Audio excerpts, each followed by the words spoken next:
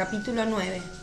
La muerte de Joaquín y Ana fue dulce, después de una vida de sabia fidelidad a Dios en las pruebas.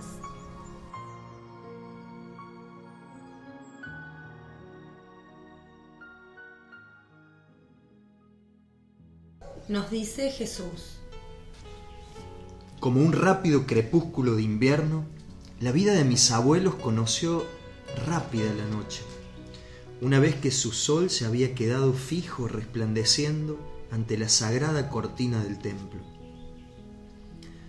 Yo me circundé de una parentela mortal de sabios: Ana, Joaquín, José, Zacarías y más aún Isabel y luego el Bautista. ¿No son acaso verdaderos sabios?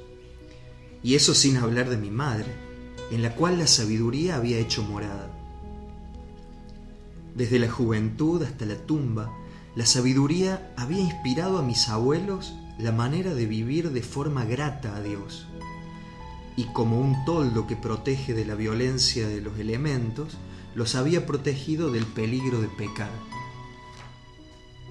El santo temor de Dios es base del árbol de la sabiduría, que a partir de aquel se desarrolla impetuoso con todas sus ramas para alcanzar con su copa el amor tranquilo en su paz, el amor pacífico en su seguridad, el amor seguro en su fidelidad, el amor fiel en su intensidad, el amor total, generoso, activo de los santos.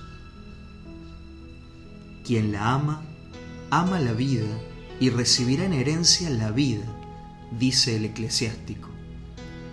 Pues bien, esto se funde con mi: aquel que pierda la vida por amor mío, la salvará. Porque no se habla de la pobre vida de esta tierra, sino de la eterna, no de las alegrías de una hora, sino de las inmortales. Joaquín y Ana la amaron en ese sentido, y ella estuvo con ellos en las pruebas. ¿Cuántas ustedes que, pensando que no son completamente malvados, querrían no tener que llorar ni sufrir nunca? ¿Cuántas pruebas sufrieron estos dos justos que merecieron tener por hija a María? La persecución política que los arrojó de la tierra de David, empobreciéndolos excesivamente. La tristeza de ver caer en la nada los años sin que una flor les dijese: yo los continuaré, padres. Y luego la congoja por haberla tenido a una edad en que ciertamente no la iban a ver hacerse mujer. Y más tarde el tener que arrancarse de su corazón esta flor para depositarla sobre el altar de Dios. Y el vivir en un silencio más oprimente aún que el primero, ahora que se habían acostumbrado al gorgojeo de su tortolita, al rumor de sus pasitos, a las sonrisas, a los besos de su criatura, y esperar en el recuerdo la hora de Dios. Y más todavía, enfermedades, calamidades por la intemperie, abusos de los poderosos, muchos golpes de ariete contra el débil castillo de su modesta prosperidad. Y no acaba aquí todo.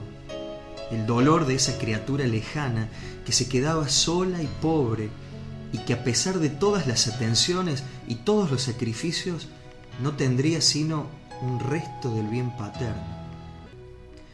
¿Y cómo podía encontrarlo si durante años todavía quedaría cerrado esperándola?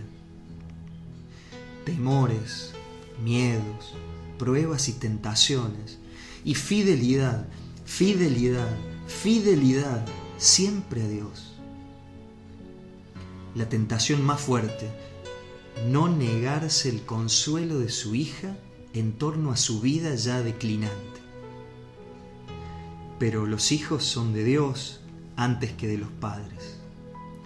Todos los hijos pueden decir lo que yo le dije a mi madre: ¿no sabes que debo ocuparme de los intereses del Padre de los cielos?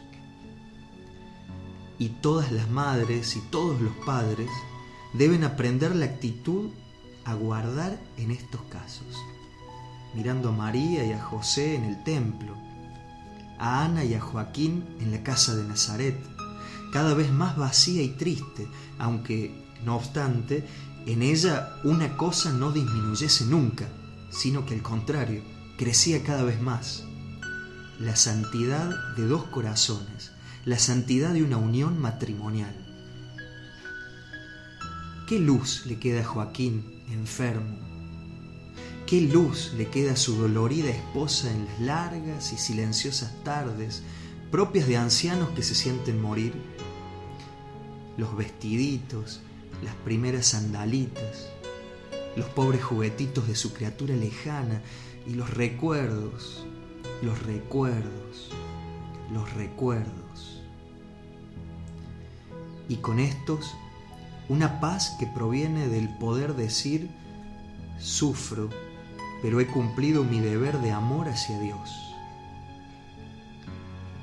Pues bien, he aquí que se produce una alegría sobrehumana, de celestial brillo, no conocida por los hijos de este mundo, y que no se opaca por el hecho de que un grave párpado descienda sobre dos ojos que mueren, sino que en la postrera hora resplandece más e ilumina verdades que habían estado dentro durante toda la vida, cerradas como mariposas en su capullo, y que ahora abren sus alas de sol, mostrando las palabras que las decoran.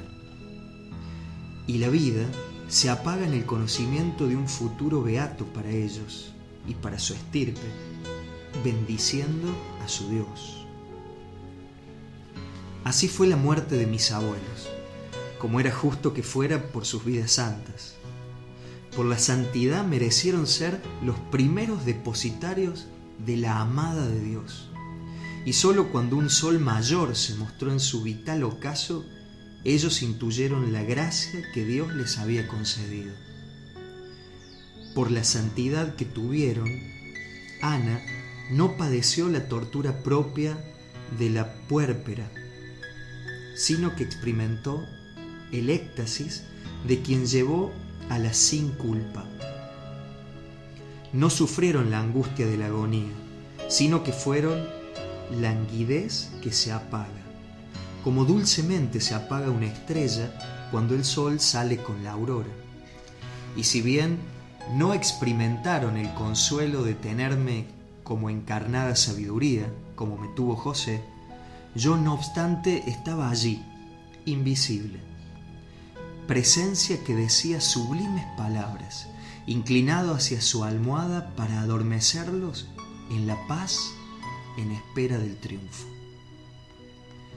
Hay quien dice: ¿por qué no debieron sufrir al generar y al morir, puesto que eran hijos de Adán?